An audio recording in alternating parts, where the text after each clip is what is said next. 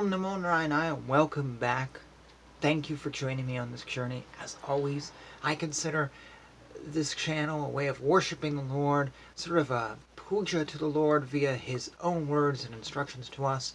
Also a way of educating ourselves about Hinduism and about the past, and just finally getting to read all these texts that pretty much all of us see referenced over and over and over again. So thank you. I mean it a lot. Today we're reading the Rudra Hridaya Upanishad. Will you please join me? Now, at this moment, I take refuge in that pure state of the Supreme Absolute which can be known by the Vidya, called the Rudra Hridaya Upanishad. After prostrating before the celebrated form of Sri Mahadeva Rudra in his heart, adoring the sacred Asma and Rugaksha, and mentally reciting the great Mahavakya mantra Tarasara, Sri Suka asked his father, Sri Vyasa Maharishi, thus: Who is the real God of gods? In whom are all these existences established? By worshipping whom can I please the Devas? In the whom? Hearing these words, Sri Veda Vyasa replied, Rudra is the embodiment of all Devas. All Devas are merely different manifestations of Sri Rudra himself. On the right side of Rudra there is the sun, then the four-headed Brahma, and then three Agnis. On the left side there exists Sri Uma Devi, and also Vishnu, and Soma, the moon. Uma herself is the form of Vishnu. Vishnu himself is the form of the moon. Therefore, those who worship Lord Vishnu worship Shiva himself, and those who worship Shiva worship Lord Vishnu in reality. Those who envy and hate Sri Rudra are actually hating Sri Vishnu. Those who decry Lord Shiva decry Vishnu himself. Rudra is the generator of the seed. Vishnu is the embryo of the seed. Sri Shiva himself is Brahma, and Brahma himself is Agni. Rudra is full of Brahma and Vishnu. The whole world is full of Agni and Soma. The masculine gender is Lord Shiva. The feminine gender is Sri Bhavani Devi. All the mobile and immobile creation of this universe is filled up with Uma and Rudra. The Vyakta is Sri Uma, and the Avyakta is Lord Shiva. The combination of Uma and Sankara is Vishnu. Hence, everyone should prostrate to Sri Mahavishnu with great devotion. He is the Atman. He is the Paramatman. He is the Antaratman. Brahma is the Antaratman. Shiva is the Paramatman. Vishnu is the internal Atman of all this universe. This whole creation of Svarga, Macha, and Patalokas is a big tree. Vishnu is the top portion, the branches of the tree. Brahma is the stem. The root is Lord Shiva. The effect is Vishnu. The action is Brahma. The cause is Shiva. For the benefit of the worlds, Rudra has taken these three forms. Rudra is Dharma. Vishnu is the world. Brahma is knowledge.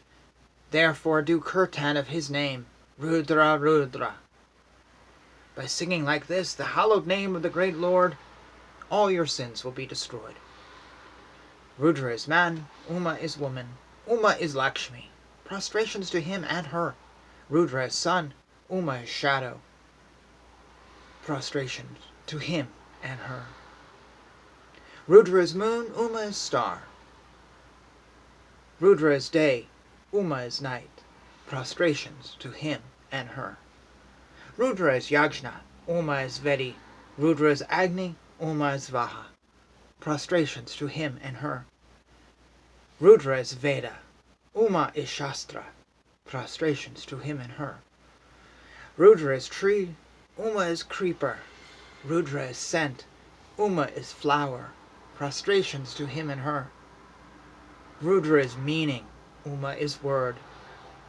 Prostrations to him and her. Rudra is linga. Uma is pitta.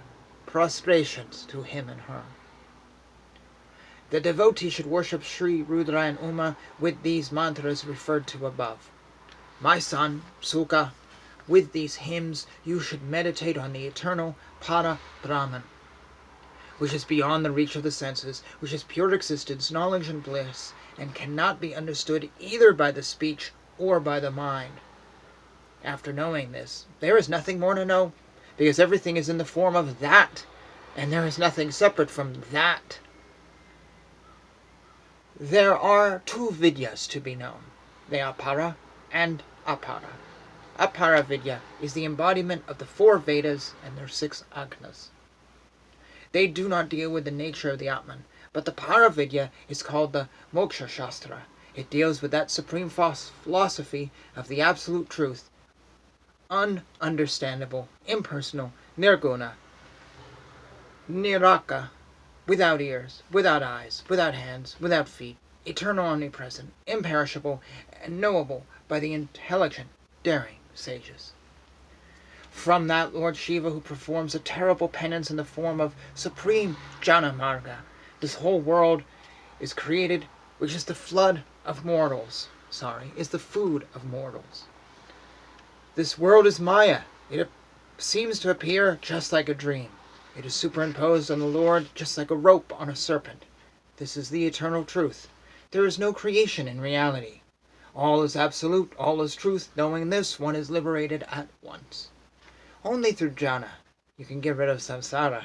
Only through jhana you can understand this existence, and never through karma. Understand this through the guidance of the Brahmanishtra Shrotriya Guru. The Guru will give the disciple all the necessary knowledge of Brahma, the Absolute. By cutting off the bondage of Ajnana or Avidya, one should take refuge in Lord Sadashiva. This is the real wisdom to be understood by an aspirant seeking the truth. The pranava is the bow, the Atman is the arrow, the Para Brahman is the target. Just like the arrow, the Atman will become one with Brahman.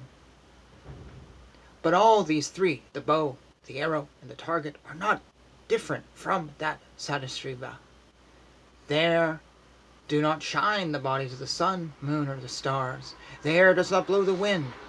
There do not exist many devatas. He, the one Lord, only exists. He only, the purity of purities, shines forever and ever. There are 2 birds in this body, the Jiva and the Paramatman. The Jiva eats the fruit of his karmas, but the Paramatman is untouched by anything. The Paramatman is only the Shakshi. He does not do anything. He only assumes the form of the Jiva through his Maya, just as Akashasi inside a pot seems to be different from the Akasi outside and assumes the form of the pot.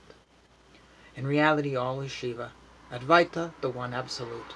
There is no difference of whatever kind. When all is understood to be one, Omkara, the absolute, there is no sorrow, there is no Maya. Then the attainment of the Advaita Paramananda is very easy. Think that you are the basis of all this universe. You are the one Kevala Satchitgana. All people cannot understand this truth. Those devoid of Maya can know this secret. After knowing this, the Atman does not move toward any place at all. At any time. It becomes one with the Absolute, just like Gatakasa with Paramakasa. Just as Akasa does not move anywhere, similarly Atman does not have any movement. It becomes one with One who knows this great secret truth is the real Muni. He becomes the Parabrahman itself. He becomes Saksh and Dananda. He attains permanent peace. Thus ends the Rudra Hidaya Upanishad. Excuse my rambling, or not my rambling, my mumbles on that. Sometimes these things are really hard to read and my Sanskrit pronunciation is not good. But that was a page and a half of direct, to the point, hardcore philosophy, theology. Absolute hitting you at all sides with both the truth of the matter, of what to focus on and what to know. At the same time, and I haven't Wikipedia'd this or anything, I'm going to guess that this Upanishad is known for outlining a particular philosophical, a theological branch of Hinduism. It's very clear in how it's discussing things. As for what that means for you, well, it might be philosophical, but the point of philosophy is to find the truth. And here it is. It's just right there. And even with all the complicated words and all this stuff, I think you can figure it out. It's right there. It says it very early on. It's all these things are one. Vishnu, Shiva, Lakshmi, Rudra. They're all one. You can't have one without the other. That's the truth. Anyways, thoughts, comments, questions, whatever, down below. Thank you for joining me. So I would just say prostrations to him and her. Hare Krishna, Krishna Krishna, Hare Hare, Hare Rama, Rama Rama, Hare Hare.